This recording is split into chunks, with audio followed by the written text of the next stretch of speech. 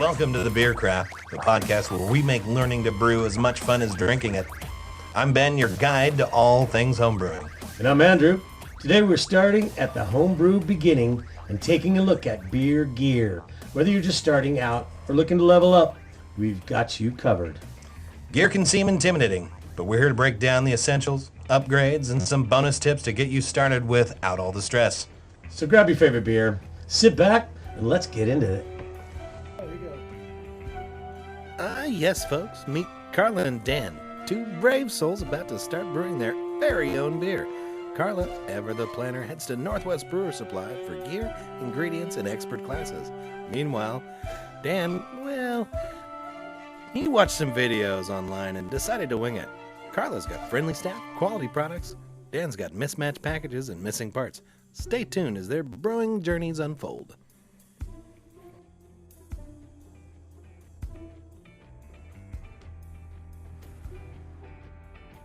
Oh man, it's Wednesday night. That means it's another edition of the Beer Craft Beer and Brewing Podcast. Oh yeah. Welcome back.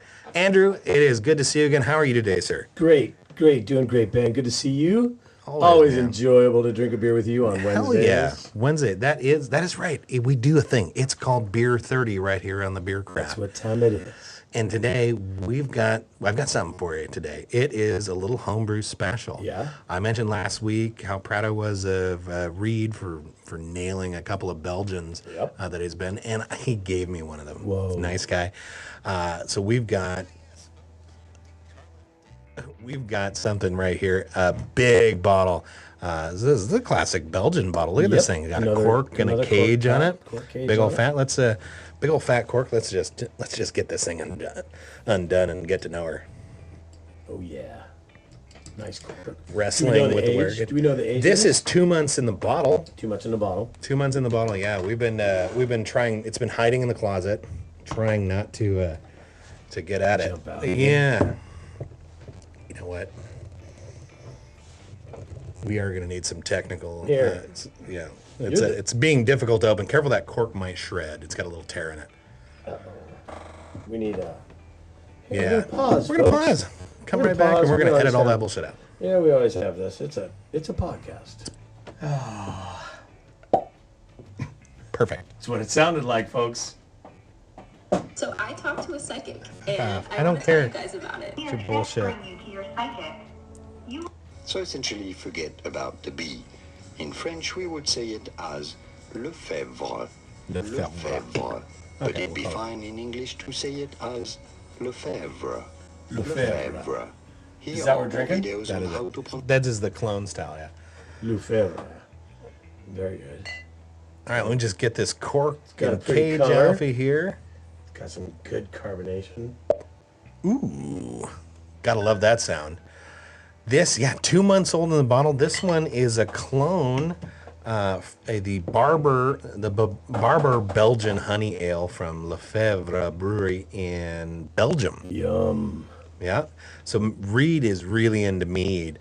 So he was drawn to the honey in the name. And in fact, you get to use a little honey in the boil, Very well. which he was a little, bummed about, like boiling honey. Just, Not really what you want to do. it seems like, like it breaks the honey. Like, you lose why- kind of the honeyness there. Why but wouldn't you simple put sugars the are- honey in after the boil? And I think he ended up doing that because Yeah. the original recipe had him put in a pound of honey early in the boil. I wonder why early.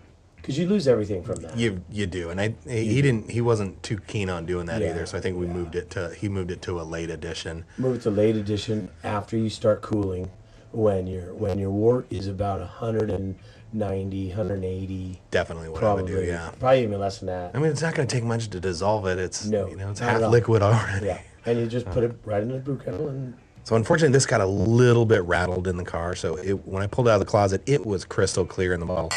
I really like that. Cheers, my friend.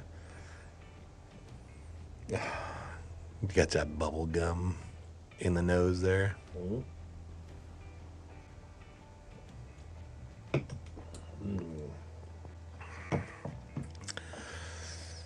Got like a spice character. It's got a spice, a little bite little, to little it. bubble gum, little spicy kick to it. Kind of reminds me of Kind of reminds me of, I think I mentioned it last week.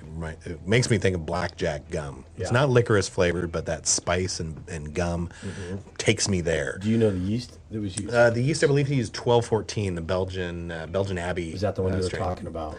last We used it again. He brewed last week, and he also did Belgian, the 1214 again. We did a good. huge starter for that, for another beer. It's like at 8.5%. He tasted it today and was like, he can tell it's got the booze in it. Yeah. I think in the week it's dropped to like 10. It's fine. It's Right. doing its thing. Yep. He tasted it today, do a gravity reading, got a little, acetaldehyde in there, but I would expect that after a week it's still going to Right. be It's kind of very young. very. I mean, very this young. is young. This is is young. this one he brewed I think 2 months ago, and it's been 2 months in the bottle, somewhere in that timeline. So you're going to ferment this. You're going to Yeah. ferment this normally. 6 days, 8 days. I tend to go 2.5 to 3 weeks just to. I don't like acetaldehyde. I don't want to rush my beer. I And then think you can flock it out. yeah, let the yeast do their job. I think this hobby has been trying to daily teach me patience, and I have been a shitty student. But You can always learn patience. I can try, damn it. You got it. Yeah, so this beer he's got it in the bottle. We did try one after 2 weeks, and it was not as effervescent as it is today. But the next month, 2 weeks later, we got to try one in 1 month, and boy howdy, I keep bugging him. Hey, I was like, how's that beer coming along? Don't you think we should try that one? Maybe just take one out of the closet, just for fun. That's when you're going to bottle these, and then you find the little 8-ounce bottles, and then you bottle some 8-ounce bottles. So you store them, and then you can taste an 8-ounce bottle. Without dipping too deep into the yep. stash. Yeah, because you can QC a beer to death. Yep. And then they're gone. Yeah, I remember doing a beer for the Christmas party for Norway years ago. Brewed in November at Learn to Homebrew Day, the second Saturday of the month in November every year. And we would showcase it for the holiday party for the club. And boy, howdy, I tested that beer and made sure it was really, really good until I didn't have any left. Right? Whoops. And the last one was the best one. This This is is perfect. It's coming right. Finally. through. And Yeah. it's usually a sign you got 2 pints left. Because I'll just drop things and make noise in the studio. Make that disappear. But I think he did a fantastic job. Great job. The gravity was a little lighter than he wanted, but I think that was, we've identified that as the mash tun was a little uneven.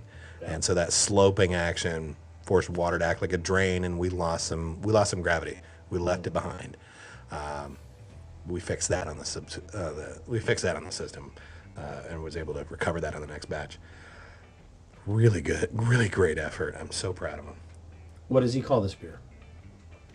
He calls it the Barber Belgian Honey Ale Clone. All right. Yeah, Cool. and it's right out of the Clone Brews book. Right. Recipes for 200 commercial beers is probably one of the top-selling clone Bibles out there. It's a big book. What's that, like an inch and a quarter Right. binding on it? Almost I'm inch not and a even half. going to try to tell you the author. We're going to put the link in the show notes for this book. But it's Tessa and Mark. Yeah, I'm not gonna try to butcher their name. I don't want to embarrass myself. Imagine any how more than I much research was accomplished. do. My understanding, these guys got a lot of insider information from the breweries, and were able to put these recipes together. I kind of dig their format in the book. It's kind of a step-by-step friendly, kind of like The Joy of Cooking. If you've ever read that, you do a little bit and you read some more, and there's the next step, and here's the ingredients you're going to use. Yeah, sometimes books are really super technical, They and can they be. just ramble. Yeah, I'm good at that. Just blah, blah, blah, I blah, translate blah, well this. into writing, Yeah. actually. I have a captive audience for a minute. I do technical writing, and that technical is far beyond what I do. I mean, I do like short, precise, concise technical writing. Tab A, slot B. I do stuff like that for my job, and it's nowhere near just rambling. You can't ramble. Yeah. I try not to, but I can also get tangential and sideways, and that's a lot of fun. I could do that when I'm writing an email to my boss. So I'm going to raise a glass to Reed. You did a Reed. fine job. Good job. Really proud of him. This is a Thank you. fantastic beer. I can't wait till he did another Belgian. I can't wait to drink that one. It's light. Did you see Good flavor on the back of my tongue. the Fresh Hop episode? That's going to drop tonight as soon as I get home. So that'll be on air for by the time you hear this, Very that'll good. be on there. But the Fresh Hop Awards for Washington State Fresh Hop Awards just released the results on October 17th. Just a couple days ago. Yeah, you can see a full lineup over at the Washington Beer blog. Right now they got there's a link on there. We'll put a link in the show notes as well. You probably just type in like Washington Beer Blog Fresh Hop Beer Awards. I wager that would take you so far. It's a pretty long URL right there. It's a big one. It's a big, Fresh Hop Beer Awards winner announced. Notable, there's 457 breweries or some dumb thing in Washington. Yep. That's a lot. I have not visited them all. Don't worry, guys. I'm coming. We're coming for you. So there's a lot. There's quite a few in here that I'm absolutely not familiar with at all. One of the standouts, Georgetown Brewing in Seattle. They got a Fresh Hop Juicy or Hazy Strong Pale category. They took bronze for that one. Nice. That one's pretty good. Logan Brewing Company took first for that. Now, where's Logan? Logan Brewing, I do not have that one. Does not list where they're at. They took first? They took first in the Fresh Hop or Juicy category for Fresh Hop Juicy. Fresh Hop Juicy, okay. Yeah, that'd be Beat fun. out Fremont? Fremont, yeah. Fremont I did not great see this Fremont on the list. No? Nope. Balebreaker did get a gold. They're a fantastic brewery. I have been to them. Have you got to go to Balebreaker? I can't remember. Get your butt to Balebreaker. Didn't we go to Yakima for once? that, yeah. Their City Slicker Fresh I Hop. went to the Fresh Hop Fest there, and I didn't. That's go. a great festival. Yeah, I didn't go visit any breweries. We went and we made a point to stop at Balebreaker as soon as we rolled into town and wrapped up the weekend at Balebreaker as well. Great little brew house.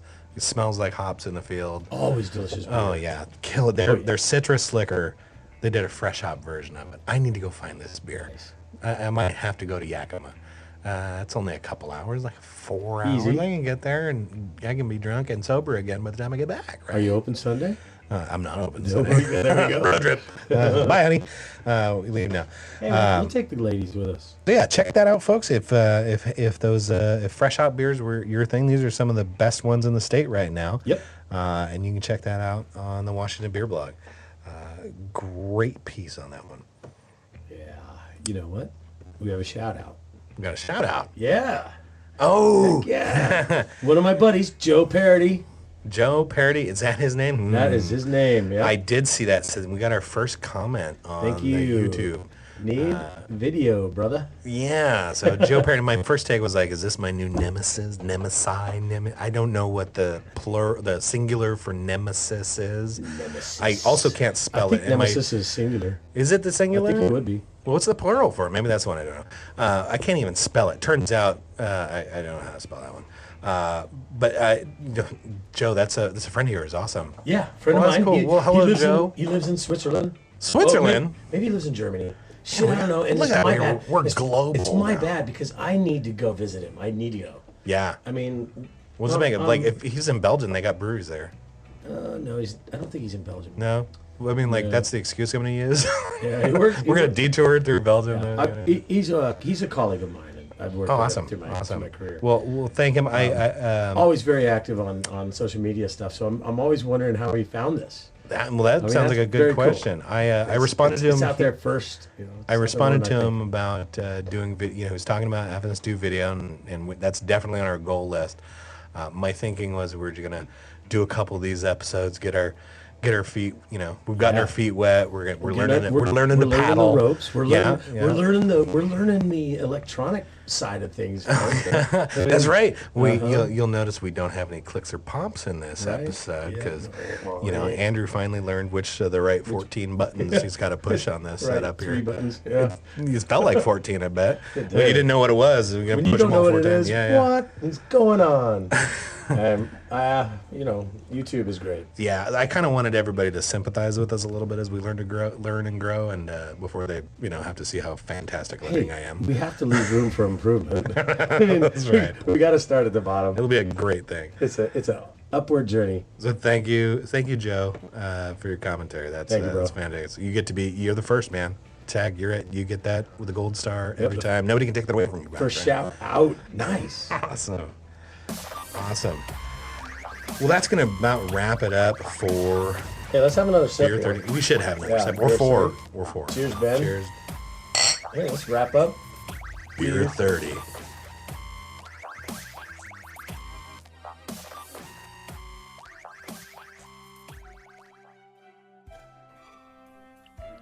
It's brewing day. Carla's all set up in her clean garage, gear and ingredients neatly arranged thanks to Northwest Brewer Supply. And Dan? Oh, he's in the cluttered kitchen. And uh-oh, there's a boil over. That's not good. Sticky stove, missing ingredients, wrong yeast. Dan's learning that improvisation isn't always the best plan. Carla's smooth sailing while Dan's dealing with a sticky mess. Stay tuned to see how their brews turn out.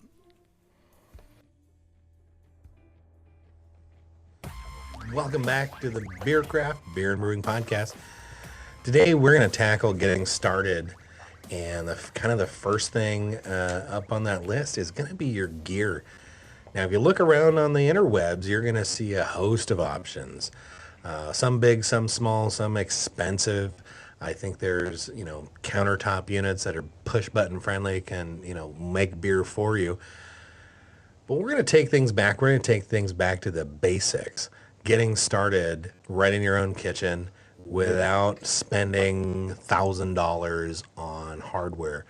So I'm a firm believer that the money you spent on your gear does not make better beer, just makes for an empty wallet. Now, I agree. I can see I'm in the beer business. I sell this stuff for a living. I feed my family this way.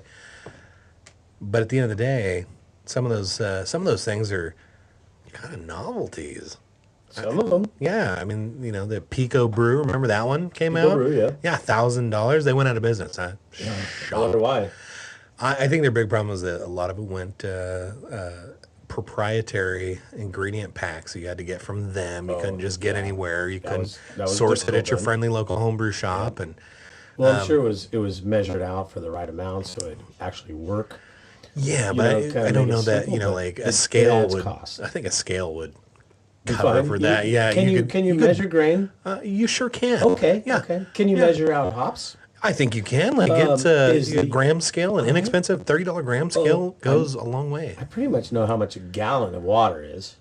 It's a good start. Right? Yeah. And then you will sell me a yeast packet. that It's I just put pre-measured. in? Look at that. Oh my gosh. Oh wow, It is weird. that's great.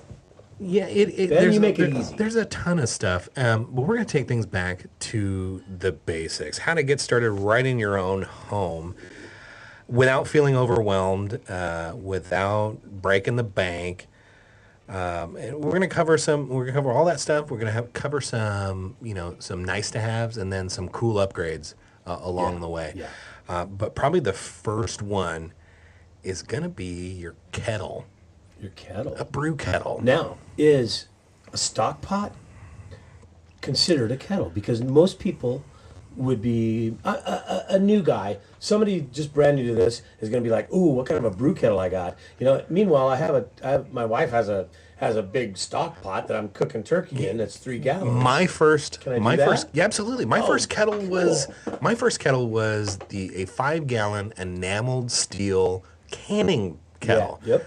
And that's a fantastic place to start. It's Those are that's a- cheap and easy. Yeah, that's a big It's a big kettle. to start out with. Yeah. That happened to be the biggest one I have. You do want something You in don't like, have to start out with something that big. No, I think the minimum size would be a 4-gallon. 3 gallon.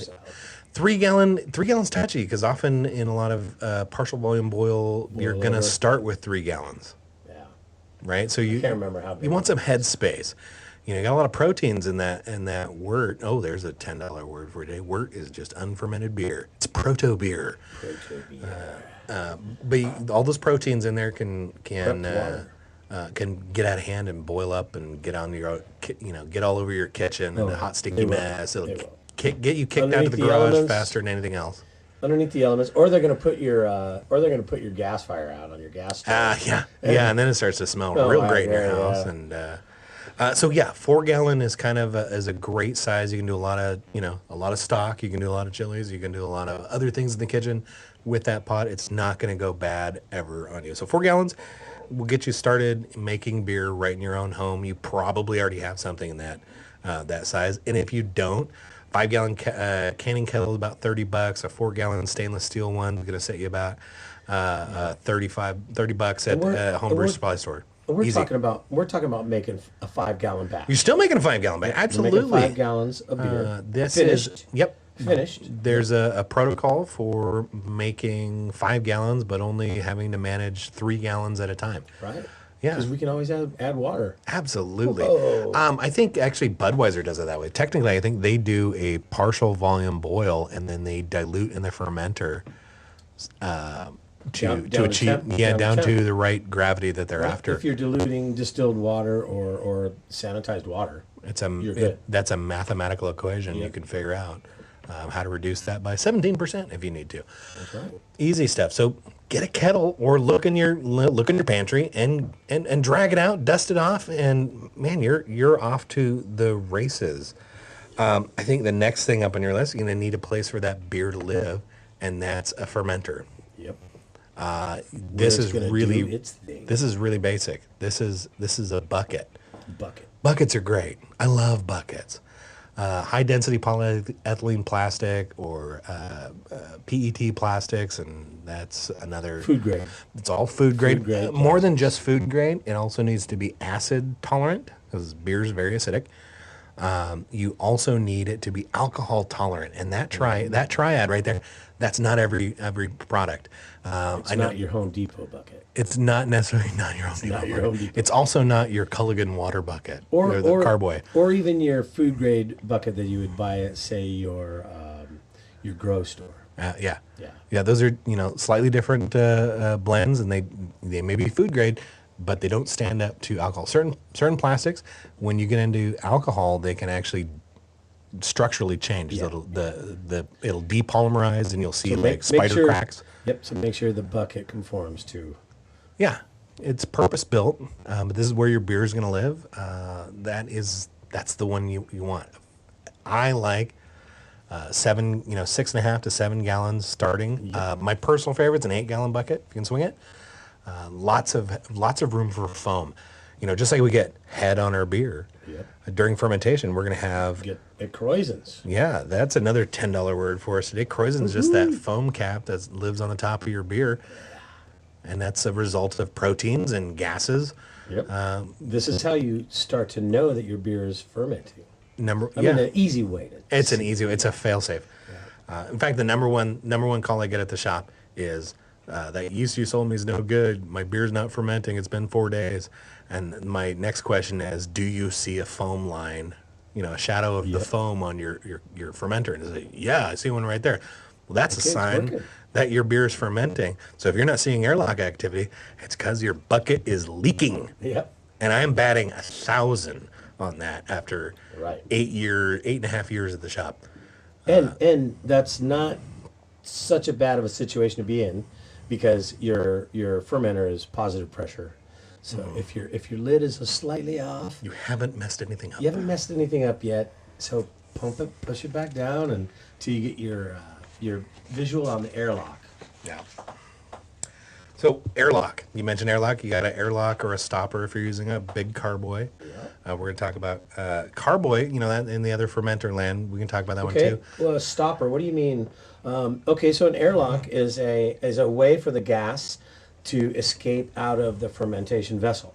A one-way valve. One-way valve without anything getting back in. Yeah. Easiest way to do that is with water and just a configuration of a couple of pieces of capped plastic. Airlock is inexpensive. It's $1.50 at any local homebrew supply store. Yep. No problem. Easy to clean. This is working the same way as the P-trap on your sink. That little bend on there, that's not just to collect your ring when you drop it down the sink. Have ones that look like that. Yeah, it's there to keep the sewer smells from getting into your house. The gas. The nasty. The gas out. The stopper, if you're using a carboy or a bucket with a large hole, it's just a piece of rubber that's going to seal around there. Rubber's nice and supple. Yeah. It's going to make that seal. Tapered design on a stopper. Now, are you saying on a stopper, you're going to need a hole in that for your airlock, right? Right. Some buckets are going to come with a hole. You don't want to put a stopper on your hole for your airlock.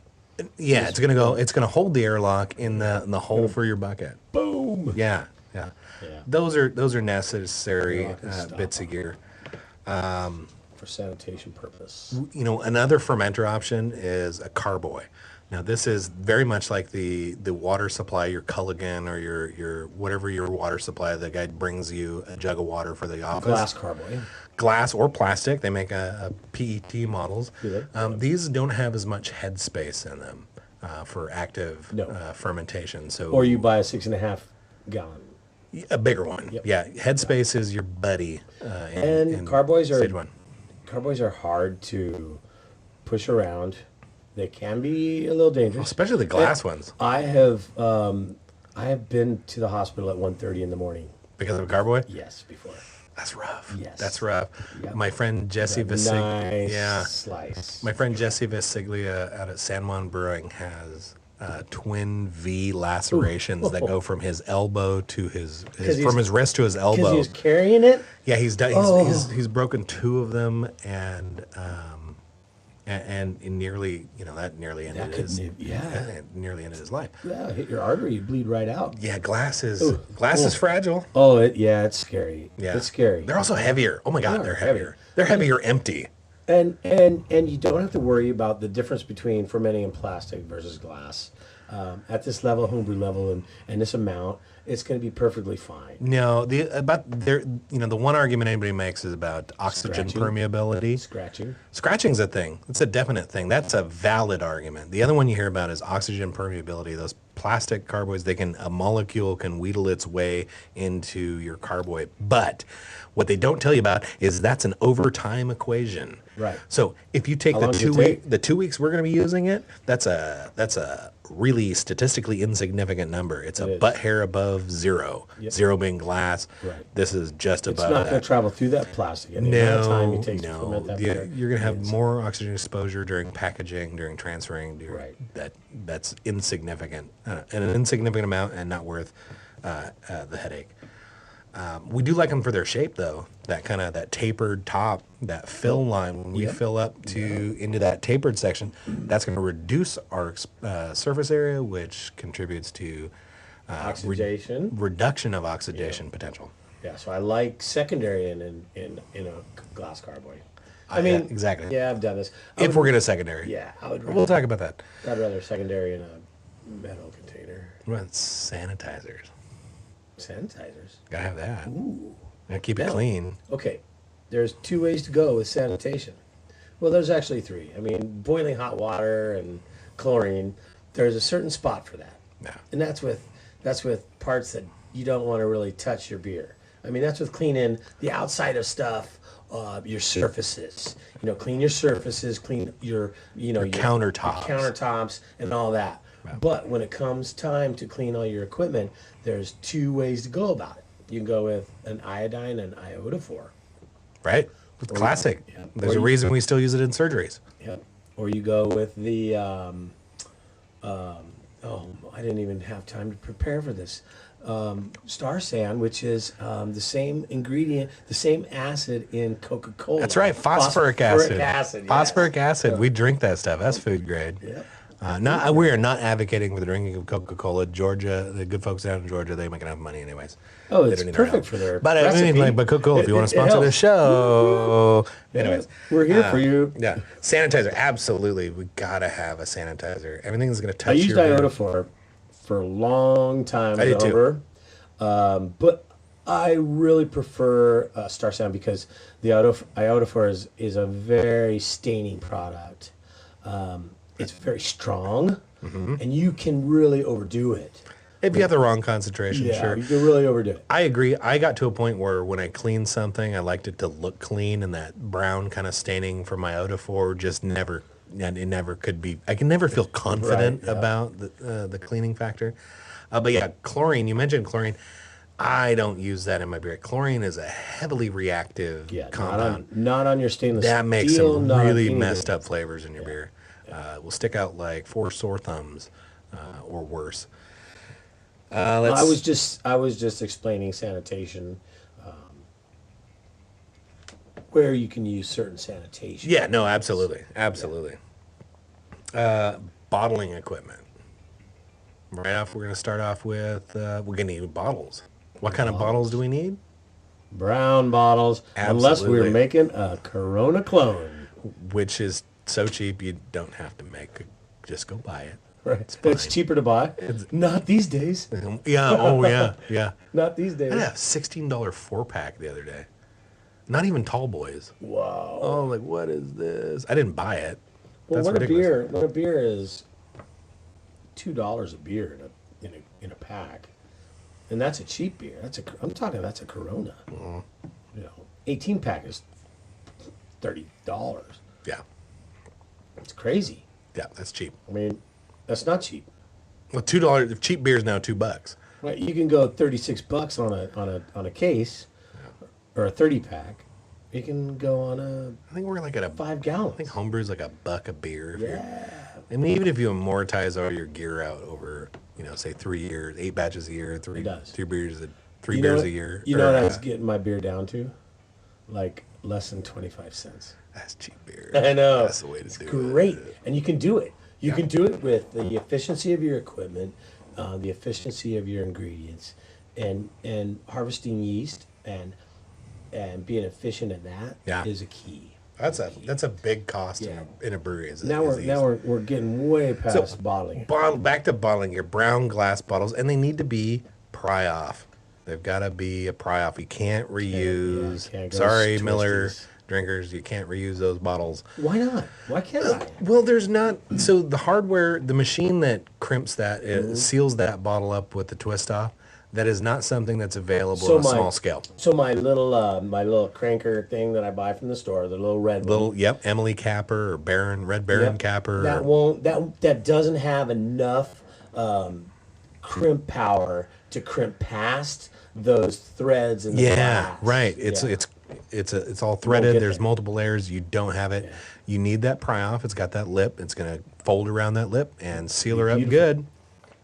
So we got bottles. You got bottling equipment. Bottling, Now, if crown you're a beer caps, drinker, and- you can save your bottles. As Yes. long as they're pry off and brown. Yep. You don't even have to take the label off because beer doesn't care. Do you care? If you care, you can try to. There's cleaning products That's a that'll good one. scrape those off. That's a good burn. That's a good burn. So bottling equipment. That's some very, very basic kit. Yeah. Now, there's going to be some other things on there that are going to make your life easier, make your brewing day So you're basically easier. gonna have to siphon out of your bucket. Number one thing on the intermediate list is a device called an auto siphon. We've talked about it. We have. This is a simple device. It is an easy starting siphon. We don't have to suck on the hose. We don't have to contaminate our beer. We don't have to try to submerge the whole thing to flood the hose. right. It's really easy. It's just a one pump action and gravity takes over. This is going to eliminate for needless oxygen exposure by not splashing your beer, needless infection by not sucking on the hose. It's going to make your day amazing. And you can put something on there called a bottling wand. Now, this is the best invention ever. Just a plastic tube with a spring valve on the end. Allows you to put it all the way into the bottom of the bottle, press it down, and it fills up without splashing, nice and gently from the bottom. And the best done? bit, you're going to Lift it up? fill that bottle clear to the top. All the And way to the just top. before it dribbles down the side, Yep. You lift it that's when you lift it. and you take it out, and it's the perfect headspace. You look so pro. And You look it's so pro that way. Exact every time. Yeah. That it I love it. Auto siphons. auto siphon And with that, what is that thing called? What is it? hydrometer. No, Oh, the bottling one. bottling yeah, wand. Yeah. Hydro- I'm looking auto ahead. siphon with the yeah. bottling wand. That is the so best money. combination. So money. That's I a use that for years. best 20. I still use it. I know. Well, I don't homebrew. Best anymore. 20. You should. Bad You Andrew. should. Your hydration's important. Yeah, I'm doing a beer homebrewing podcast. You're so I close. have no time. I have to edit. I have production. I just have hours to do this for, 4 hours. yeah. Anyways, That's pretty easy stuff. Like most of that you can source for that's not a lot of coin. yeah, not It's much, under $2. and it's worth it. Yeah. And it's worth it. It's maybe $100. And gosh, that kettle's going to be made. You're going to use it every Super Bowl Sunday for a big pot of chili for the crowd Yeah. every time. Yep. That's you know, easy stuff. you can start out with your beginning equipment, without an auto siphon. Because I mean, auto siphon is an extra expense. It's very good to have. But if you have a bucket with a spigot, and you can keep it sanitized, make sure it's all good after your whole thing, you can bottle through that spigot right down into that bottle wand. Yep, that as works well. too. Okay. I will say this about spigots: they have a shorter usable lifespan. Most of them are friction fit, Yep. real tight tolerance.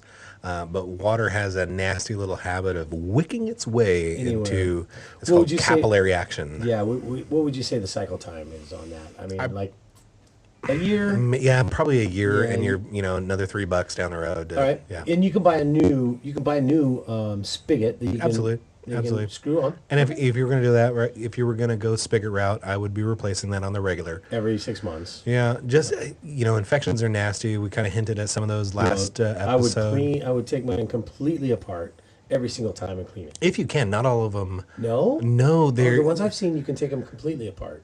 it's kind of a kind of a pain in the butt to get them apart, and now you're introducing more friction onto it and reducing its usable lifespan. If you don't get it assembled correctly, now you're gonna mess it up. Yep, and then you're right back to square one. Now you got auto siphon. Auto siphon's so great. It's never gonna go. So great. I used auto siphon. I used my same auto siphon for probably 8 years. Now, when I was doing the research for this and kind of like looking at the most popular setups, one of them that didn't that made the kind of the intermediate list was a hydrometer, but I'm advocating that should be an absolute necessity. For a hydrometer in a sample jar. Hydrometer, it looks like it's a glass tube. Why is that important? Well, it's the only device that can tell you what's really going on in your beer. Take, for instance, you might hear counting bubbles in your airlock to determine how far your beer has progressed. Is it done? Well, when the bubbles of The amount of time between bubbles. Yeah, the amount of time. So the interval between bubbles is down to like 3 to 5 How about seconds. when Things there's are no more slowing bubbles, down. it's done. Well, there's 3 reasons you won't see bubbles, and only one of them's good. How about that? You could have a leak in your bucket, and that's not great. Not good. It could be too cold. So there's 4 reasons. It's 4 not reasons. fermenting. It could be too cold for your ferment, and your yeast have gone to bed, leaving leftovers on their plate. You could have a stall if your yeast wasn't healthy and they got cranky and went to bed. Yep. Then they leave sugar left behind, and especially if you're bottling, you've got leftover sugars. You're going to add more sugar in the bottle. That's how you get Uncle Willie's bottle bombs. Okay, if I'm Dan, I'm gonna be like, okay, this is going good. I'm gonna like try to taste it. Be like, yeah, I don't have any equipment. What other way I'm gonna do it? I'm gonna try to taste it and see how sweet it is. Tastes like beer, or it's sweet, but Can I doesn't- taste the differences? If you're tasting a young ferment that still has some work to do, you're gonna taste that sugar, but you're also gonna taste all that yeast, and it's kind of It's not very gonna be the vitamin-y. best, is it? Not so much. No. Dan's not having a very good time. Dan is not having a good time. So yes, this is so good. hydrometer. This is great. This So is hydrometer is it's a glass tube. Yep. It's got a weight on the bottom, and it's got a scale inside that, and that is a It density. comes with a tube. Or sold separately some places, but a sample jar, something to float that. You want something tall and skinny to float your hydrometer in, because if you use something wide, it still has to be tall to float it. You can probably float it in your bucket. You could. It's a little less accurate to read. Do you want to introduce contamination? That's it's a vector for There we go. contamination. See, we don't want to do It's that. not so much. And I've always felt a little guilty about pulling off a sample.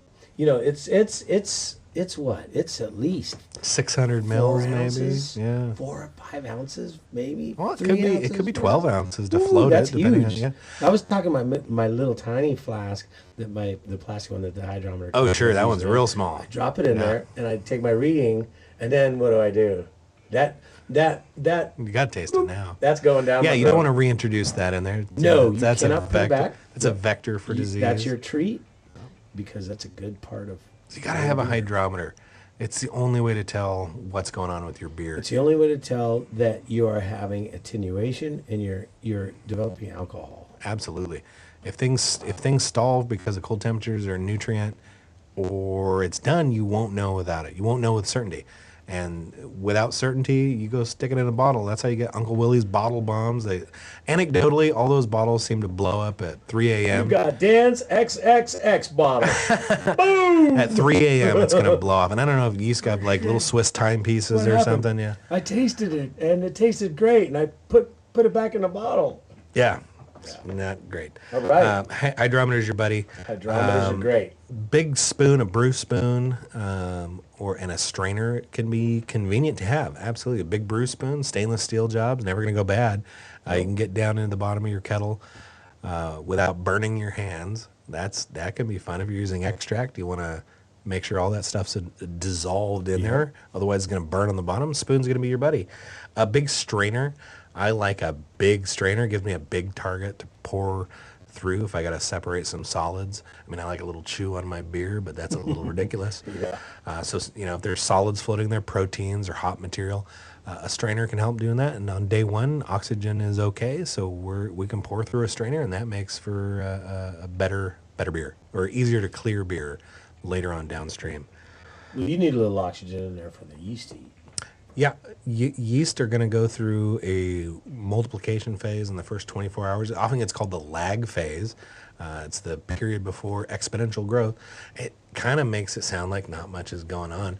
The reality is they're uptaking sugar and oxygen, and they're creating daughter cells. They're multiplying inside there, and that's good. It means those new fresh cells, they're as fresh as they can be. They're ready to get to work on your beer, making that tasty, tasty beer. So oxygen is okay in the first 24 hours. In fact, a lot of instructions are going to tell you to oxygenate that. And that's good. That's why we want fresh yeast. I've pumped fresh oxygen right in as I'm cooling. Oh yeah. Yeah. That's a pretty slick setup. You got a little oxygen tank and your Little stone. a lot Oh, wait a of minute. oxygen. We might be getting on this one. We might be skipping ahead. Big gear. Anyways, And those kind of so next up we got those nice to have upgrades. Those are amazing what to do have. you really want to have? Well, the first one on my list was temperature control. Yes. So your fermentation, your yeast that you choose for your beer has a range of temperatures that it likes. If we go outside that range, bad things can happen. We either get extra flavors we didn't want, particularly banana esters is a common one for warm fermentations, and outside of a Hefeweizen or a Belgian, that may not be the profile we're after. So if it gets too warm, we can have a banana flavored IPA, which is even estery without the banana. You get estery. you get so those fruity, sweet maybe it's taste. too much, unbalanced. On the cold side, these can just go to bed. Yep. 99. Yeah, and they quit early. I'm done. Like so many disgruntled workers, they Yep. quit early. I'm logging out early, boss. So temperature control though is the fifth ingredient in beer. Right? We got barley, water, hops, and yeast. Temperature control Is necessary. is the next one on that list. If you're trying to repeat your beer, and if you're trying to, like, you got a favorite recipe, you want to taste it just like that all the time, 100% necessary to have temperature control. Yep. You cannot replicate that experience at 65 degrees one day and 67 degrees the next day. 71 degrees the next day. Nope. And, most of our ambient temperatures kind of fluctuate, right? We turn down the heat when we're going to bed because we're trying to save money on the heating bill. Yep. So Wrapping my carboy or my bucket in a wet towel in a bath of ice water. for if it's too warm. You might. Yeah. You might. But at night, if if that gets cold at night, then if it gets temperature drops at colder. night, Yeah. now you just have cold water and it could go stress, make the yeast want to go to bed. Yep. That's going to cause stress on the yeast too. Premature flocculation can lead to off flavors. Flocculation, that is a big $10 word today. Flocculation is just it's what the yeast do. They clump together in a colonies? colony, and that becomes heavier and it sinks to the bottom of your fermenter. So the degree of flocculation means how much yeast kind of gets out of the way. In something like Hefeweizen beer, that is a low flocculating strain of yeast. We want that to stay up in the beer and provide that kind of cloudy haze. Well, in damn near every other beer, with the exception of these hazy IPAs, clarity is what we're after. So we want a higher flocculating yeast for those guys. Another one. What about Kegging. yeah? Kegging. That's, in my opinion, that's nice to have. But after a year of doing bottling, I think keg is a need to have. I think bottling robs you of a brew day. It does. The amount of work to clean and sanitize and fill and cap those bottles. I think kegging is like 260 left steps. Well, I used to did the math ones on that. I used to bottle when I brewed. So I'd start, get all my stuff ready. I'd have my bottles in my sanitizer containers, and I would go through a process to sanitize and dry, and then I'd have my kegs ready to, or my carboys ready to put in the big bottles.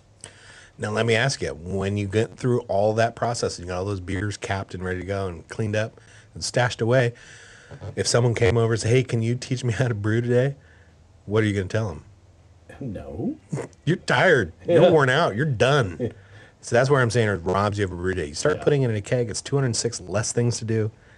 Clean one thing, sanitize one thing, fill one thing, put a lid on one thing, and you're done. You can literally do that while you're brewing another batch. Yep.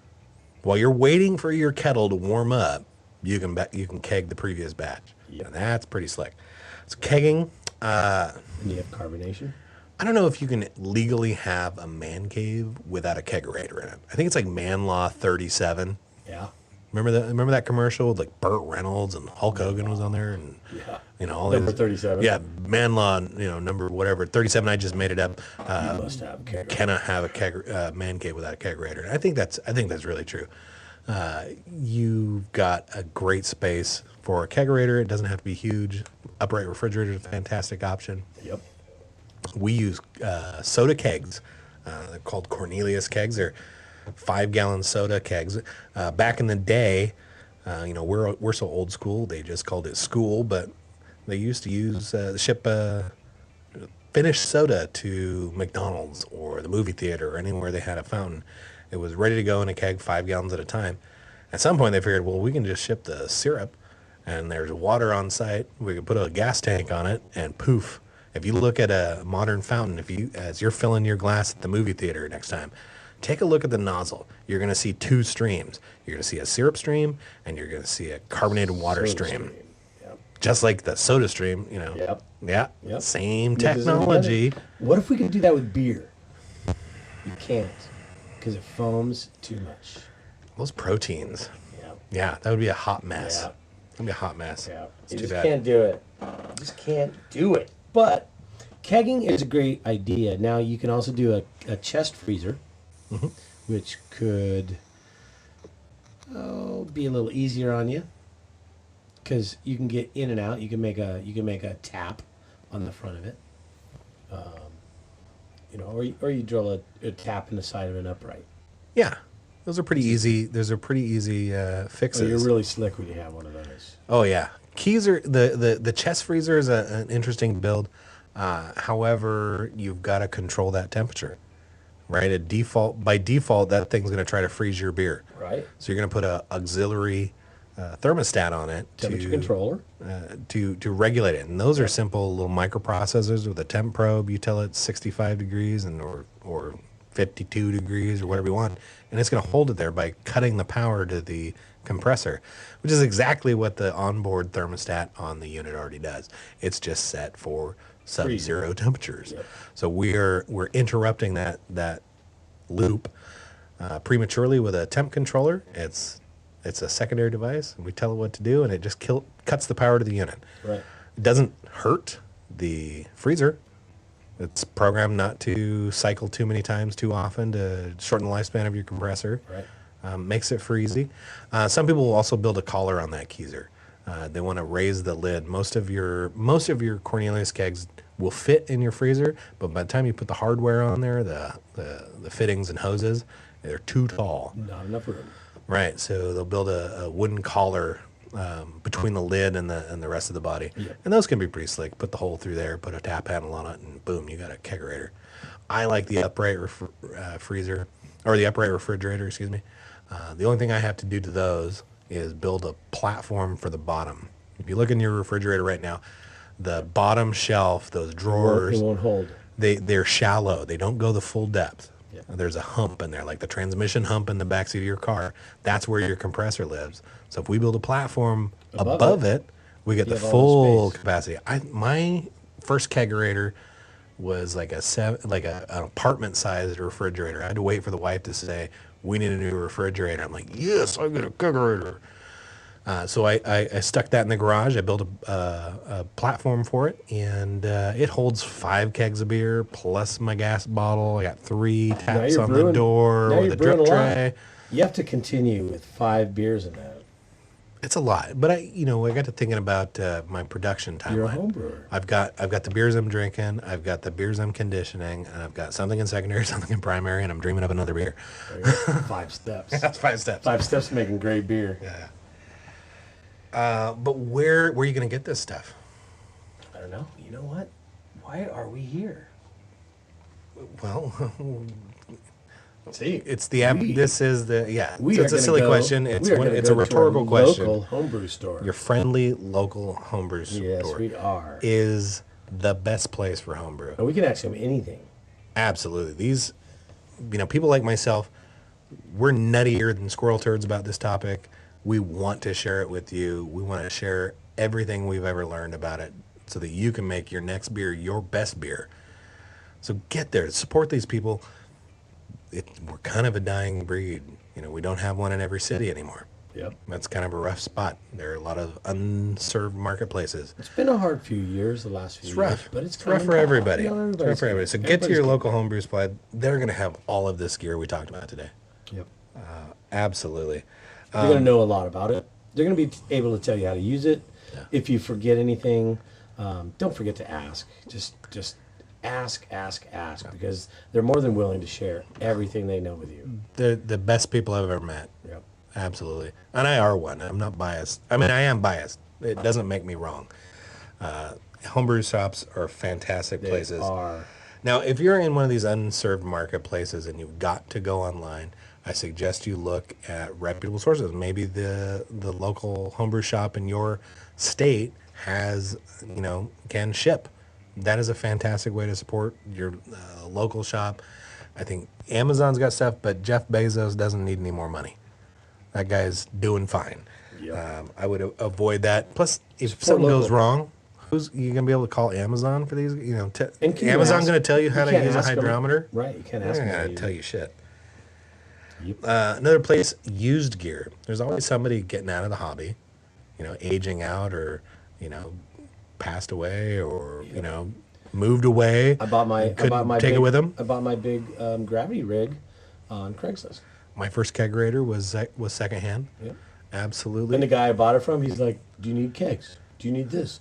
Do you need that?" I'm like, "Yeah, Yeah. I need so much." I end up I bought the big system, and then he combined it with a bunch of other things, and I paid another few $100 and got just amazing stuff. Yeah, It's great. I hear about the glory, the sweet hookups Yep. from the That Little was a Nickel or sweet the Facebook Marketplace or a Little Nickel. Nobody does that anymore.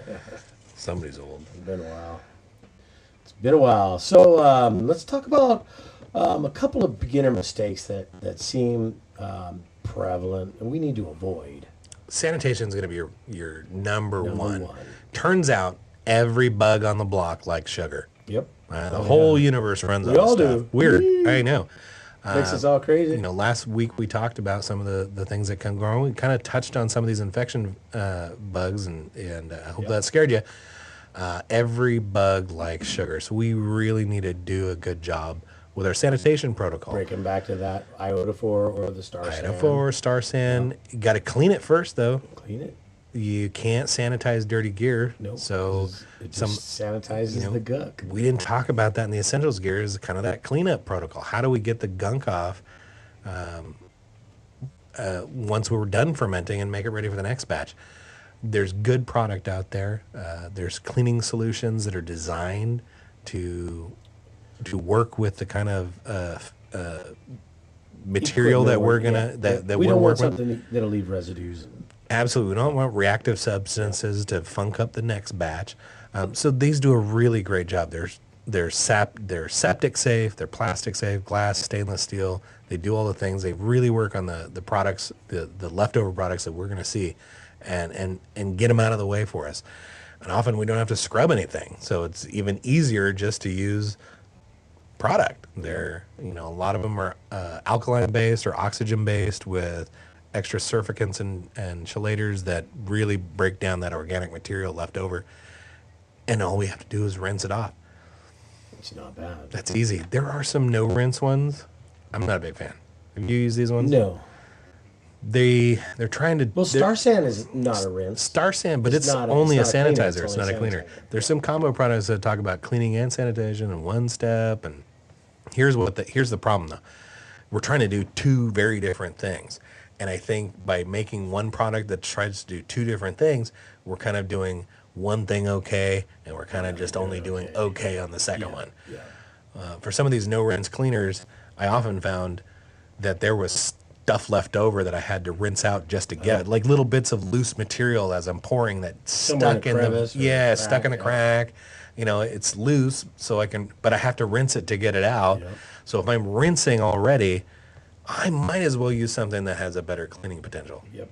Right. I already have to. I didn't save any time. I didn't save any steps. You're rinsing again. So I advocate for the products that do a great job of the thing they're supposed to do, followed by Star Sand that does a great job at doing the thing it wants to do. Yeah. So sanitizing, overcomplicating your equipment choices. I see this one a lot in the shop. Found something online or the new hotness or the next greatest, and whatever the marketing department of that particular item told you was the greatest thing. People buying really big, heavy duty, expensive stuff when they're getting started without ever making a batch of beer. They're already $2,000, $3,000 into the hobby, and they don't have any beer to show for it. A lot of those systems, what happens to those? They turn into hat racks. Yeah. They go the way of so many treadmills that you haven't bought been in able to make January. anything good with them, so you don't want to use it anymore. And then you just pile stuff on top of it, and it just sits there and collects dust. So I'd say don't overcomplicate things. There's a lot to learn. Get in there, get messy, have fun. It's gonna taste like beer. Start from the beginning. Keep it easy. Keep it easy. Keep it simple, stupid. Right. Keep it simple, stupid, and keep it delicious. So bringing it all back, wrapping things up, start with some essential gear. Focus on your cleanliness and don't hesitate to ask questions. Find your local homebrew supply store. These people they're worth their weight. Worth their weight in knowledge. These are all the basics that need to get started. We don't want to overspend. We don't want to buy too many things. We don't want to buy too much complicated gear that maybe we don't have stress yourself out. Yeah. We just need to start simple, make something yummy, and go from there.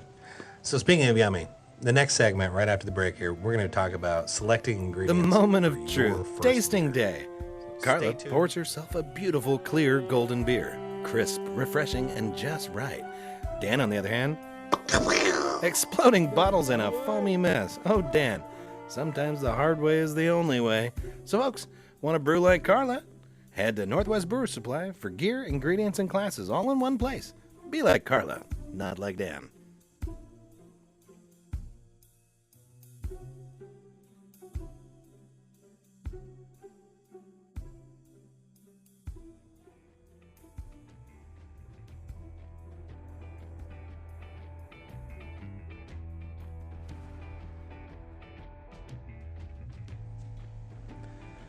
Folks, that's a wrap for part 1 of episode 6. Don't worry, we are just getting started.